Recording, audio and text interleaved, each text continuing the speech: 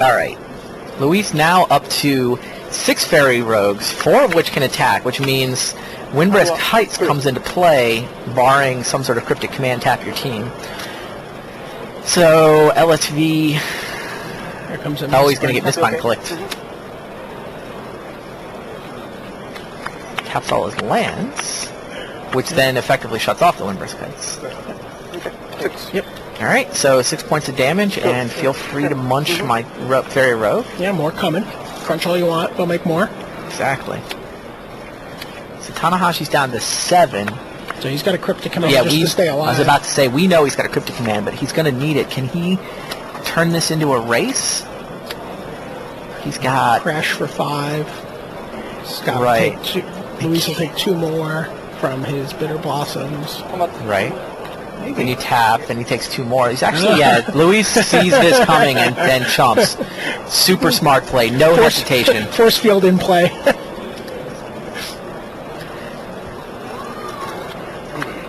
All right, Gabriel Nassif has taken game 1 from Matteo Orsini-Jones. Gabe resolved Cruel Ultimatum followed by a pair of Broodmaid Dragons. Yeah, that'll get the job done somehow.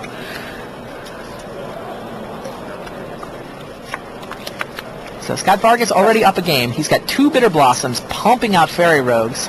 Glorious Anthem pumping them up. And yeah, here's Cryptic Command. Tanahashi is obliged to do this just in order to stay alive. Windbrisk Heights still hasn't had the chance to activate. Now, what's left? Oh, Spectral Procession. That is exactly the collection of chump blockers that Luis wants. Make sure that Tanahashi isn't able to put together some series of cryptic commands that gets through for lethal. Agony Warp will kill one of them.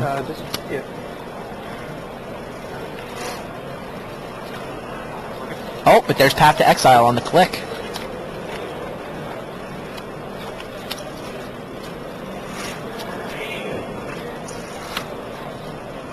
Have a land. It's interesting to see talking to David Irvine about his Esperlark deck and talking about the influence that Path to Exile had. Okay. When he won the Philadelphia 5K with the deck, he had no basic lands. And then, when Path to Exile came out, he added that to his deck, but he also knew other people would be playing it and ended up playing. People are including basic lands. Oh, sure. So that they don't get, they don't just give people a straight removal spell in the form of the path. Then you flip, while you should play, you will flip and remove south from your deck. Yes.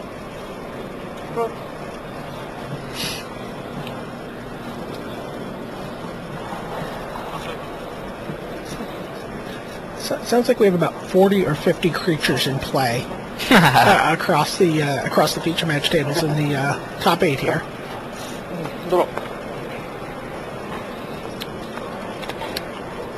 Yeah, it's actually a design decision on Aaron Forsyth's part. Monsters? Well, card advantage monsters. Monsters matter? In particular, over the years, it's usually been the spells that, you get card advantage by drawing extra cards or by casting spells that 2-for-1 your opponent. And so Aaron really likes it when the creatures are the 2-for-1s. Something like a Siege Gang Commander. Siege Gang Commander, Spectral Procession. Yeah, exactly. Cloud Goat Ranger, all cards in the top 8. Absolutely. Yeah. And so that's definitely something that R&D has done on purpose to say, you know what?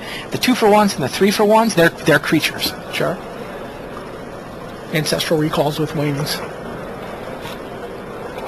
Yeah, Tanahashi sizes it up, and nope. The LSV now up 2-0. We may as well hang out and watch this, right? Doesn't look like it's going to take very long. Wow. Just a pleasure to watch Luis play.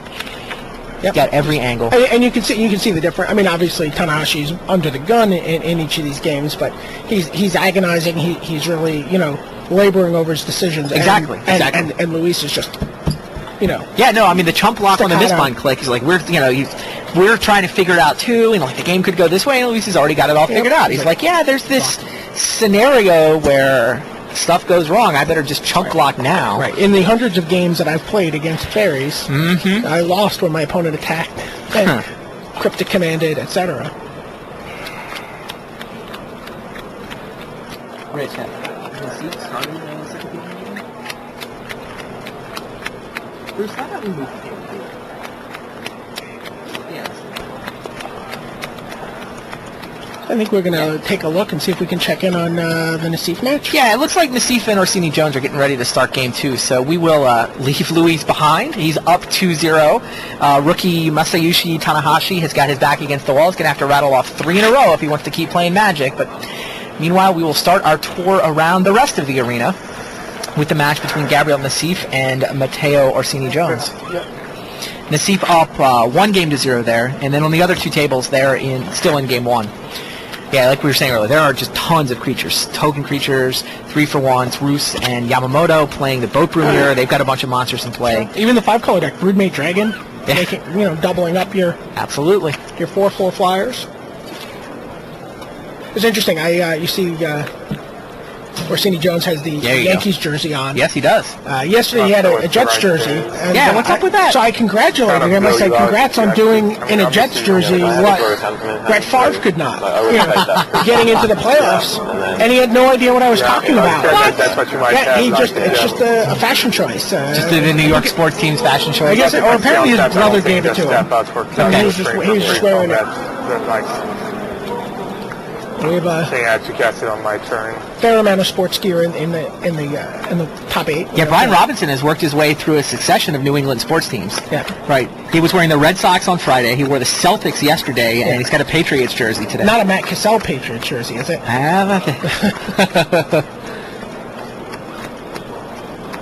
Oh, did he audible to a Doug Mirabelli, a World Series champion? Interesting. Wow. But here, the Yankees. Orsini Jones has chosen to go with the Yankees attire against Gabriel Nasif. It would be funny if they collided. Yeah, it would be. Yankees versus Red Sox in the Nasif finals. wouldn't be amused. No. So, talk to me about the deck matchup here. Orsini Jones has a black-white tokens deck very similar to LSV's, right? So you got drinking last night, not pretty, in bed. And Nasif has Wall of Reverence, which is apparently the Wall of Relevance, according to Orsini Jones. You're absolutely right. I think that I'm very impressed with the 5-color deck that Nasif and his boys have put together. He's got Plume Veil, Wall of Reverence. Yeah, now just slow down. Let's talk about that for a minute. Plume Veil, talking about walls in the top 8 of a constructed Pro Tour. Right. All of a sudden, this deck is. I mean, the walls are where it's at. Plume Veil has been sneaking into decks as 1s and 2s, and it's kind of cute and clever. Maybe you'll catch them. But now, all of a sudden, thanks to Wall of Relevance, for 4 mana, you get a 1/6, gaining life for the highest power. Plume Veil, Wall of Relevance is just this impenetrable defense. Spectacularly powerful. I can block 2 of your guys, gain 4 life return. Right. It's negating another number of guys. Oh, it looks like Orsini Jones is going to be forced to mulligan. Not what he's looking for down a game, I'm sure. So yeah, Nasif and his team they've been building 5-color decks for years, it seems like. The combination of Vivid Lands and Reflecting Pools allows you to do pretty much whatever you want with your spell choice, as long as you're comfortable with so many of those lands coming to play tapped. This was the Buzz deck at Hollywood. Right, a year ago. Quick and Toast, it was called at the time. So, Muldrifters allow you to draw a couple of cards. Esper Charm allows you to draw a couple of cards. Then, of course, you've got the Counterspell package, Broken Ambitions, and Cryptic Command. Now, another card that I think has really helped in Conflux here is Volcanic Fallout. Oh, absolutely. Volcanic Fallout has been the thing finally we're going to be able to beat the fairies. Now, who can actually use Volcanic Fallout? That was the question a lot of people were asking and testing coming up to this tournament. It may be that the deck that makes the best use of Volcanic Fallout is, in fact, 5-color control. Absolutely. Also, some very interesting 1-ofs in the Sea stack. The 1-of Pithing Needle, the 1-of Terror, the 1-of Celestial Purge. It's true. Main deck. He has 61 cards in his deck. It's true. He has playing 61 with those 1-ofs. Now, did we tell the story about him and Kowal in the pregame, or was that us just bantering before? Yeah, we were telling him pregame. Kowal piled shuffled him and discovered the 61. Nasif had actually been waiting all day for somebody because he made the fake. Oh no, I'm sideboard. What? Tried to fake, but in fact, yes, 61 cards. Turn to Bitter Blossom for Bitter Blossom for Matteo Orsini Jones. That's pretty much what he's hoping for to start the game, right? Yep. Yeah, and then Vivid Land from Nassif, followed by a Reflecting Pool.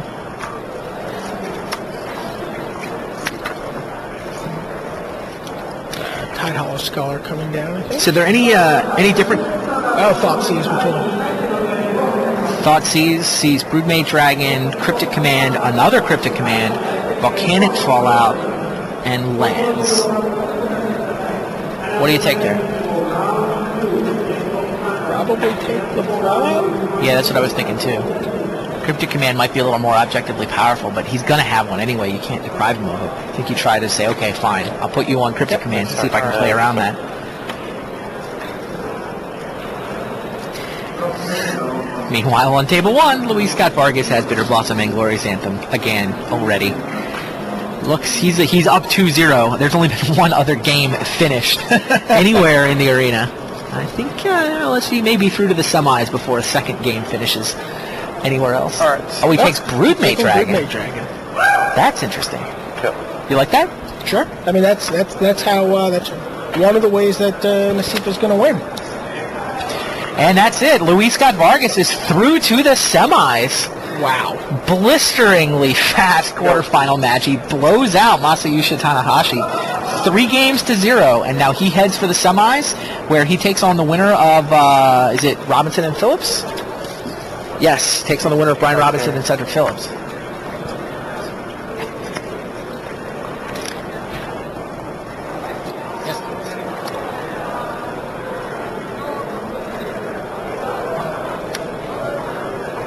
Sure, I guess the Fallout's not that big a deal for Orsini Jones. He's just going to make more tokens. Right. The Broodmate Dragon is going to be his is one of a handful of ways that Nassif's deck has to win.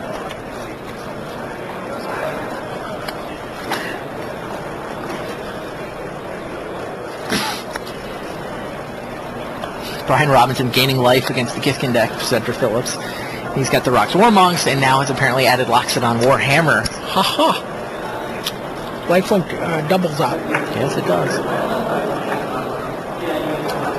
Nassif stares over. Counter and draw cards. Barrington Forge Tender attempted by Orsini Jones, and Nassif dismisses it.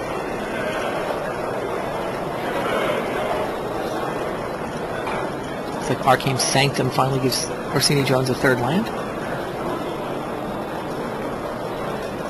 And White Mana off his Reflecting Pool. Oh, sure. Yep. He's been sitting on a couple of Scullers, which he hasn't been able to cast.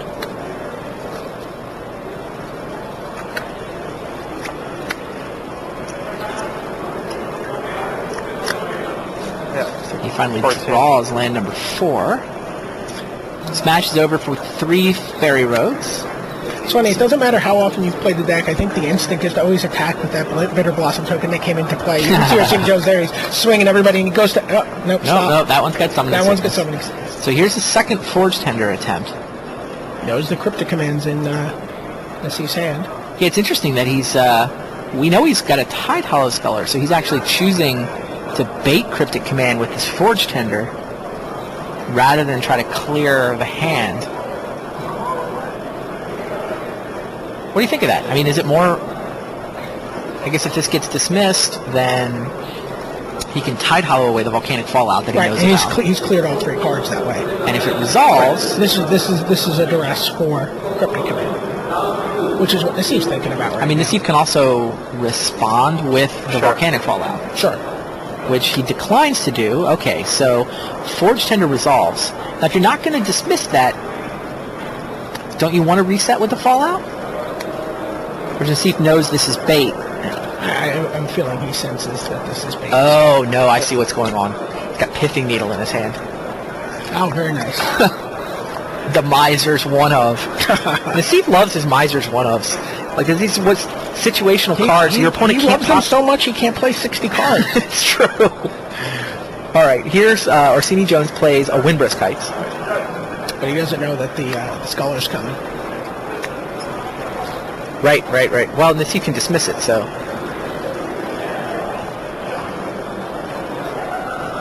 All right. Mateo looks over. So where are we? Mateo ships a turn without playing the Sculler? Interesting.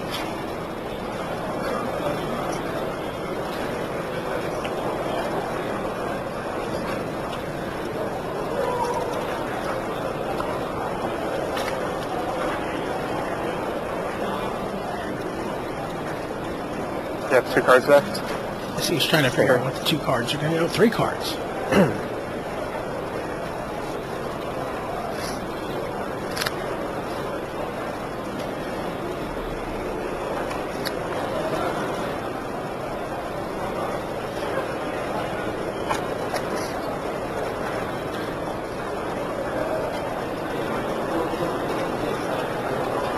Sounds like Akamasa Yamamoto's taking the first game against Royce in the Battle of Siege Gang Commanders.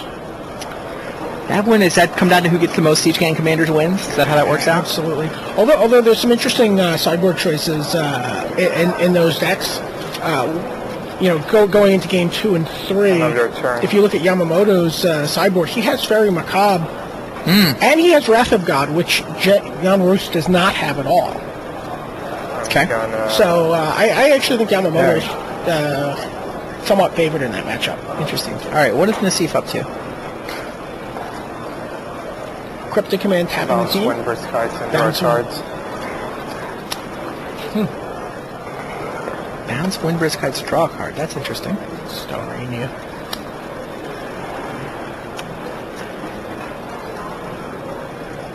Yeah, it's funny. And Nassif's got the Pithing Needle. He could have used it, but he's sort of already committed to using it on Forge Tender.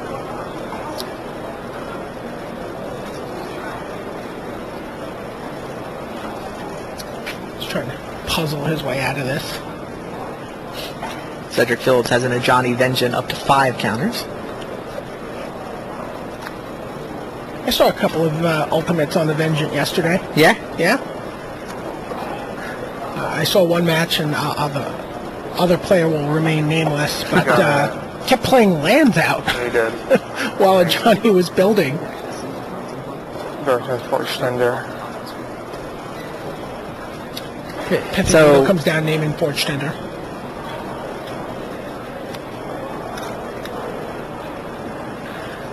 Go. And another Vivid Land.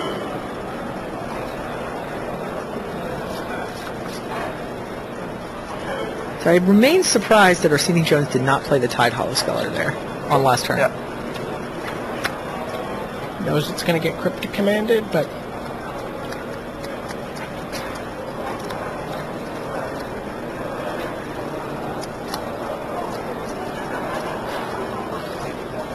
maybe worried about getting his Bitter Blossom bounced. Not sure. That's possible. Yeah, I guess that makes sense. Cuts. 5. Nassif with a handful of cards. It's gotta be a little terrifying to sit across from Nassif and how many cards you have? 5. And, Yeah. A lot of options. Okay. Volcanic Fallout. Yes. Now it is time. Nassif reset the board with Volcanic Fallout. Can't kill the Forge Tender, obviously. Take 3. Pithing Needle prevents the Forge Tender from saving everybody else. Summoning Sick token's dead too, right? Yeah. Yeah. Nassif points it out. Here comes the Sculler. Now the Sculler. Let's see what you got. Oh, just an Esper Charm. Oh, Wow, Esper Charm in 3 land. Esper Charm is, people play it for card drawing and for discard, but it also serves as a disenchant for Bitter Absolutely. Blossoms. Yeah, it's one of the interesting questions. I've read some debate about that on the net. Are you supposed to use your Esper Charms to blow up Bitter Blossoms, or are you supposed to use them to draw 2? I guess it depends on where you are in the game. I feel like using it there seems fine to blow up the Bitter Blossom. You see where all the comes into play tap lands, I think, really hurt Gabe there. Yeah. He couldn't Go. Fallout and Esper Charm. Well, he's got more than one Fallout in that deck, so You know, that Esper Charm's not gone forever.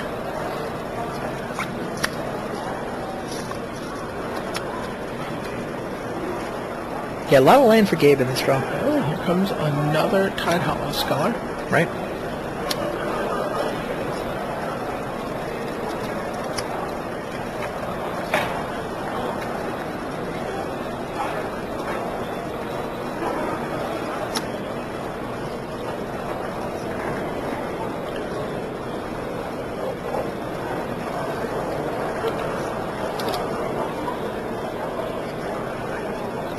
See, contemplating a response to the sculler. I didn't see what he drew that turn.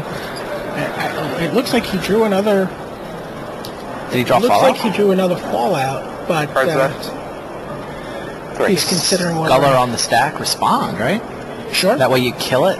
So what he has to do is he has to Fallout and then get the Esper Charm back, and then in response, Esper Charm the Bitter Blossom before the got it. Tidehollow Sculler resolves. Yes. So all that mana he's been drawing is going to pay off for him here. It's true.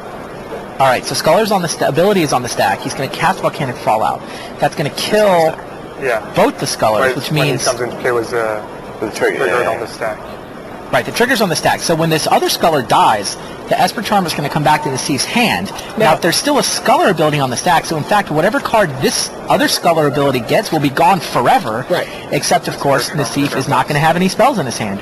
He Esper Charms, gets rid of the Bitter Blossom, and now there's just these two lands. So Sculler gets nothing. Wow. Perfect top deck for Gabriel and the Thief. That's 6. But he's at 6 as the Mutavault and the Burrington Forge Tender come in.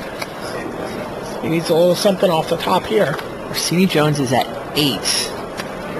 Another Second Mutavault. Yeah. Broodmate Dragon would be the draw. Yeah, Mutavault, Burrington Forge Tender are threatening to take away most of Gabe's life. He's got one turn left, right?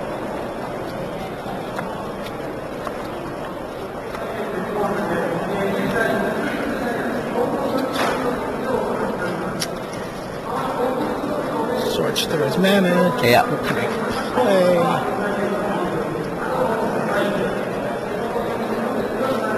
Interesting. He drew a Cryptic Command. Cryptic Command might need a bounce and draw cards. He's gonna naming Mutavault. Wow. Cryptic Command's his Pithing Needle. Now he can replay it and name Mutavault. Yep. That is really smart. And oh, by the way, did you see the one card that he drew? Mutavault. I did not. It flies. Oh, both of them? Or is it the wall? Both of them. 5. All right, Forge Center comes over. The Thief is at 5. Oh, Orsini Jones drew Tidehollow Sculler. Here comes the Sculler. A sigh from the Thief. Oh, there's the Broodmate Dragon. Wow. I guess top decks happen on both sides of the table. It seems fair. And a Windbrisk Kites. Oh, okay. Windbrisk Kites. Well, we knew that. That's the one. Gabe bounced it a while ago. Right, yep. Wow.